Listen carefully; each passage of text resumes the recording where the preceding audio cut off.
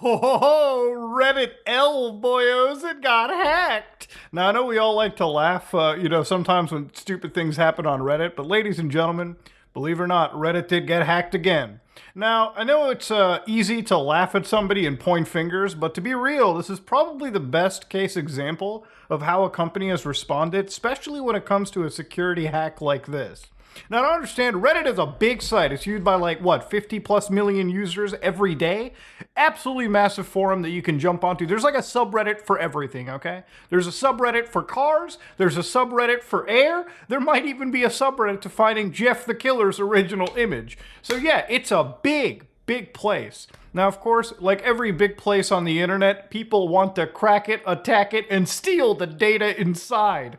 Now, of course, Reddit decided that they were going to come clean. They were going to talk about what had happened. Now, to start off, I'm going to tell you right now, if you're a Redditor and you're worried that, oh no, my data has been stolen, according to Reddit, it's fine. It's Gucci. The only people that might be affected are the employees. So let's go look into it, okay? What happened? On February 5th, 2023, we became aware of a sophisticated phishing campaign that targeted Reddit employees. As in most campaigns, the attacker sent out plausible sounding prompts pointing employees to a website that cloned the behavior of our intranet gateway.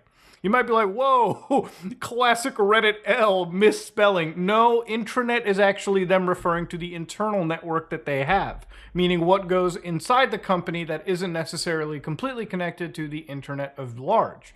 So again, after successfully obtaining a single employee's credential, the attacker gained access to some internal docs, codes, as well as internal dashboards and business systems.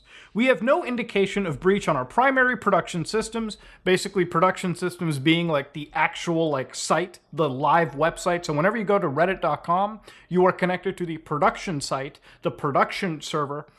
Whenever they're testing code or beta stuff, it's always in a test server, so that if the code is launched on a test server, it doesn't break whatever's on the production server until teams completely clear and make sure it's clear of bugs, okay? Websites are fragile beings, okay? The moment you submit some bad code to the production side, all pandemonium can break loose. So you have to be real careful about it.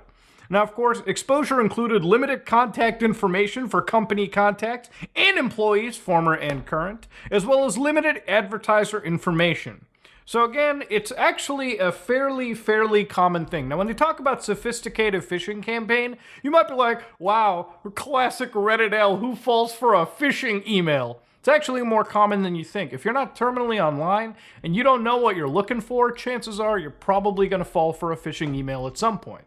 When they talk about sophisticated phishing campaigns, I've seen it in corporate where like people are usually identified before they're actually targeted. So they'll find somebody that works in human resources or some corporate department, and they'll get a good idea of what kind of emails and attachments this person would open on a regular basis, and then specifically targets individuals based on those characteristics. So even if like they target 20 people, right? Chances are maybe all 20 wouldn't open something, but a bigger chance on that would be like, hey, maybe 2 or 3 people that are just, old guys, gals working on this, website, because there are a lot of like boomer positions you can have. Some of those people who aren't exactly as tech savvy as you and I will click on a phishing email and open up a site, in this case, that'll actually gain access into their system or get a better understanding. Look, out of 20, 30 users that you're targeting, there's a good, healthy chance that 1 or 2 or 3 will actually end up falling for it, okay? That's just the sad nature of it. And with things like ChatGPT and artificial intelligence, writing a convincing email has gotten only easier. So that's where we're kind of sitting at this day and age. Fighting phishing scams are actually getting significantly harder than what they used to just over a year ago even. So how did Reddit respond? Well, probably in the best ways. Soon after being phished, the affected employee self-reported. I cannot stress how amazing it is that an employee self-reports themselves. The amount of people that have the ability to say, you know what? I made an oopsie, guys. I messed up. Is so rare these days that this person should absolutely be given a pat on the back. See, anytime you work at a place like this, it's not a sin to accidentally plug in a USB if when it's late at night or enter a PDF or open some weird, file. But as soon as you do something that you're like, uh-oh, SpaghettiOs, just go to your security team and report it, because the faster you do it, the quicker they are to act, and the less damage that can actually happen in this scenario. That's just the reality. So basically, the security team removed the access, commenced an internal investigation, and of course, similar attacks were also reported once one brave soul decided to go up and put the dunce cap on, so to speak.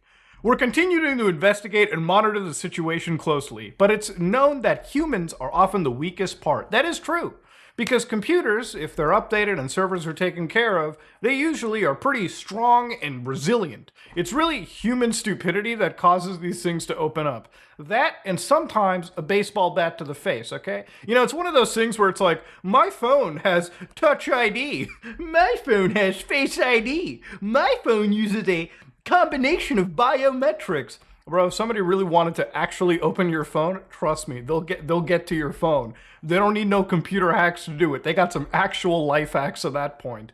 It's often funny to me when people tell me that. Bro, I'll be real. My phone has all forms of biometrics. But if you're putting a drill into my body and torturing me, yeah, I'm going to unlock it for you, okay? I'm not trained to withstand that. I'm going to give up. I'm going to be a big beta about it. Brother, you can access my phone all you want. There's some memes, some ROMs, and that's where we're all sitting down. But of course, ladies and gentlemen, what they also wanted to talk about was security and safety, and they wanted to remind you to protect your account using two-factor authentication. Now, this is where I tend to go a little bit more insane. I really do think with a lot of these websites and a lot of how phishing has gone, it's not just really having two-factor authentication, which is them sending your phone a text message or you looking through an authentication app to enter a 6-digit code so you can access your page even if you've entered a password. I'm talking about implementing things like security keys, for instance, right?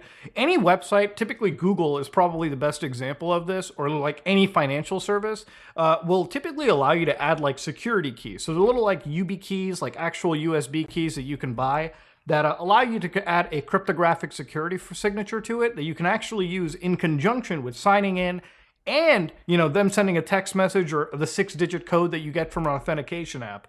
The more and more of these things that you can add and the more you can combine them together is only going to be the only way to counter some of this stuff anyways. If you think that I don't use security keys with my YouTube account, with like financial accounts, you're dead wrong. I know how bad it is to actually end up getting hacked. And I know for a lot of my fellow YouTubers that end up getting their accounts hacked by these dumb Tesla scams, the only way for them to either get their account back is by literally going to YouTube and kind of like going through the rigmarole, or if you just took the extra steps and learned to isolate your systems and learn to actually apply proper security etiquette, we might actually be more secure against these attacks. So honestly, in Reddit's case, it's actually a pretty big W that they were able to limit this, especially given that just 5 years ago, they actually had a very serious security breach where like all of their data from 07 and before was completely leaked out. They accessed like literally old databases. And of course, Reddit has learned just how to lock their systems down even further. I can't say the same for a lot of companies that exist out there, but this is one of those scenarios where it's like, it's actually a pretty big Reddit W, and it's one shining example of what to do when your company gets hacked, okay? Be very honest, be very transparent, and when you're providing advice to actual users like you and me about securing their accounts, I think they should go a step further.